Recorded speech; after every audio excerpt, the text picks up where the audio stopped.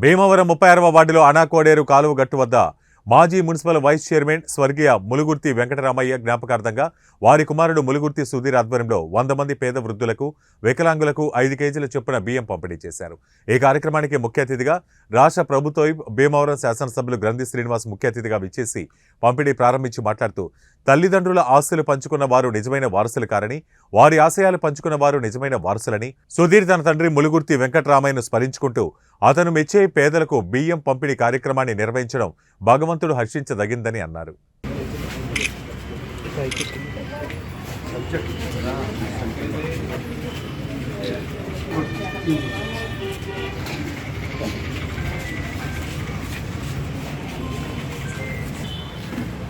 మొన్న ఎన్నికల్లో కూడా నా విజయానికి ఎంత కృషి చేశారు.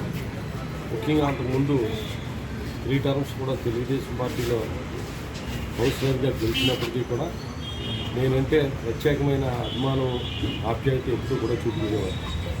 మంచి స్నేహపూర్వకంగా ఉండేవారు.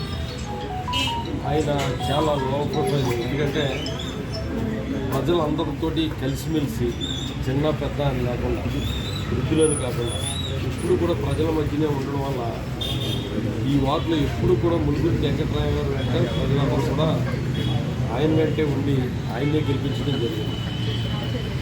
ఆయనకి చేతికి వెన్నుముక్కలేనట్టుగా ఎప్పుడు కూడా తనకున్నంతలో ఎప్పటికప్పుడు ఉన్నప్పుడు సహాయం చేస్తూనే ఉండేవారు పేదవాళ్ళందరికీ కూడా.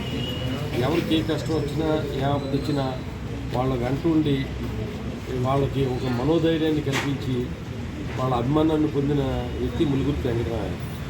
నిజంగా ఆయన మరణించిన తర్వాత ఆయన లోటు మనం తీర్చలేము. కానీ ఆయన కుమారుడు సుధీర్ తండ్రి నడిచిన బాటలోనే ప్రతి ఒక్కళ్ళని పేదవాళ్ళని ఆదుకోవాలనే ఉద్దేశంతో ఆయన జ్ఞాపకార్థం ప్రతి నెల కూడా ఏదైతే వృద్ధులకు కానీ పేదలకు కానీ బియ్యం పంపిణీ చేయాలని ఆయన్ని ఎప్పటికీ మర్చిపోలేని వాళ్ళ ముద్ర వాళ్ళ గుండెల్లో, వాళ్ళ మనసుల్లో ములుగుర్తి వెంకటరామయ్య గారు వేసుకున్నప్పటికీ కూడా ఆయన చేసిన మంచి పనులు, ఆయన మార్గాన్ని విడిచిపెట్టకుండా నేను కూడా అనుసరించాలని చెప్పి తండ్రిని ఒక మార్గదర్శకత్వంలో ఆయన అనుసరించిన విధానాన్ని అనుసరించడం సుధీర్ యొక్క గొప్పతనం.